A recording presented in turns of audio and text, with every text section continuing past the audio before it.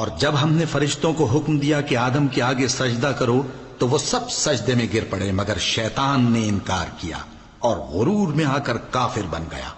اور ہم نے کہا کہ اے آدم، تم اور تمہاری بیوی بہشت میں رہو اور جہاں سے چاہو بے روک ٹوک کھاؤ پیو، لیکن اس درخت کے پاس نہ جانا، نہیں تو ظالموں میں ہو جاؤ گے۔